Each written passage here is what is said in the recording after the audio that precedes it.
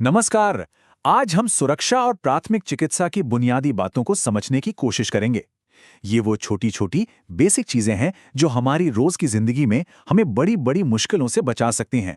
तो चलिए सीधे मुद्दे पर आते हैं। ये उफ वाले पल है ना, हम सबकी जिंदगी का हिस्सा हैं। कभी उंगली पर छोटा सा कट लग गया, तो कभी सीढ़ियों पर पैर फिसल गया। ये चीजें इतनी आम हैं कि हम अक्सर इन पर ज्यादा ध्यान ही नहीं देते। पर सवाल ये है कि क्या हमें देना चाहिए? कभी ये सवाल मन में आया है कि आखिर ये ज्यादातर छोटी बड़ी दुर्घटनाएं होती क्यों हैं? आपको जानकर शायद हैरानी होगी कि सवाल का जवाब हमारी सोच से कहीं ज्यादा सरल है, और यही आज हमारी चर्चा का मुख्य विषय है। तो फिर इस सवाल का जवाब है क्या? चलिए उस एक सबसे बड़े कारण को समझने की कोशिश करते हैं जो लगभग हर दुर्घटना के पीछे छिपा होता है। जी हाँ, लापरवाही, केयरलेसनेस। लगभग सभी दुर्घटनाएं सिर्फ और सिर्फ इसलिए होती हैं क्योंकि हम सावधान नहीं होते। ये सुनने में बहुत आसान लगता है, पर यह एक बहुत ही पावरफुल सच है।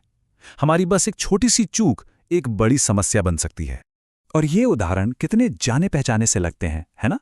जैसे सब्जी काटते समय जरा सा ध्यान भटकना, या फिर जल्दी में बिना इधर उधर देखे सड़क पार कर लेना, थोड़ी तेजी से गाड़ी चलाना, या खिड़की से कुछ ज्यादा ही बाहर की तरफ झुक जाना। ये सब वो छोटी छोटी गलतियां हैं जिनके परिणाम काफी गंभीर हो सकते। देखिए, सब्जी काटने जैसा एक बिल्कुल सामान्य रोज का काम भी खतरनाक हो सकता है। बस एक पल के लिए ध्यान का भटकना भी चोट का कारण बन सकता है। तो यहाँ सबसे जरूरी बात यह है कि हमें सुरक्षा को भी स्वास्थ्य का एक अहम हिस्सा मानना होगा। जिस तरह हम अच्छे खान पान और एक्सरसाइज पर ध्यान देते हैं, ठीक उसी तरह एक स्वस्थ जीवन के लिए सुरक्षित रहना भी उतना ही जरूरी है।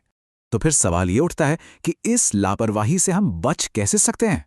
इसका जवाब एक बहुत ही जरूरी सिद्धांत में छिपा है, रोकथाम का सिद्धांत, यानी द प्रिवेंशन प्रिंसिपल। और ये आइडिया दुर्घटनाओं के बारे में हमारी पूरी सोच को बदल सकता है। तो रोकथाम का मतलब क्या है? इसका सीधा सा मतलब है सावधान रहना, अपने आसपास की चीजों पर ध्यान देना और कुछ आसान नियमों का पालन करना ताकि कोई दुर्घटना हो ही ना। मतलब समस्या होने के बाद उस पर रिएक्ट करने से कहीं बेहतर है कि समस्या को होने ही न दिया जाए।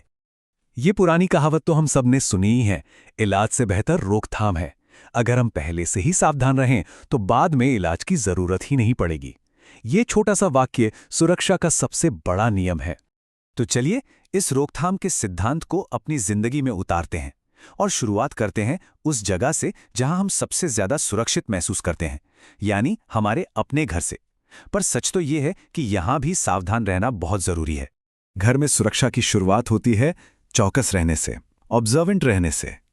ये छोटे छोटे संकेत बड़े खतरों की चेतावनी हो सकते हैं, जैसे गैस की हल्की सी गंध, कहीं से कुछ जलने की महक, या फिर फर्श पर जरा सा पानी गिरा होना। इन चीजों पर तुरंत ध्यान देना बहुत जरूरी है। एक बहुत ही आसान लेकिन असरदार नियम है फर्श को हमेशा साफ और सूखा रखना। गीले फर्श पे फिसलने से कितनी गंभीर चोट लग सकती है हम सब जानते हैं, और ये छोटी सी आदत एक बड़ी दुर्घटना को टाल सकती है। अब घर के एक और बड़े खतरे की बात करते हैं, बिजली के सॉकेट।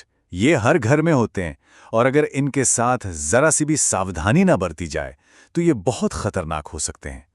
बिजली का झटका लगना एक बहुत ही गंभीर स्थिति है। ये एक मेडिकल इमरजेंसी है।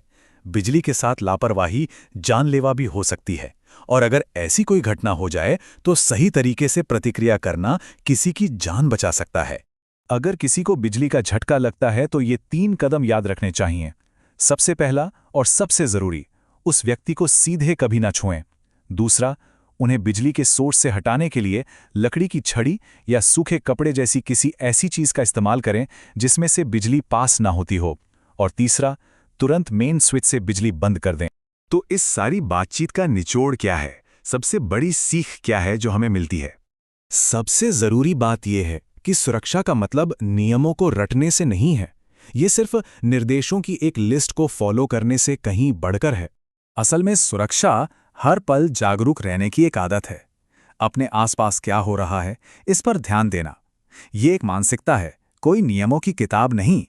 तो चलिए आज इस पर सोचते हैं कि आज थोड़ी और जागरूकता हमें कहाँ सुरक्षित रख सकती है। सड़क पार करते समय, रसोई में काम करते हुए, या बस घर में ही? इस पर जरूर सोचिएगा।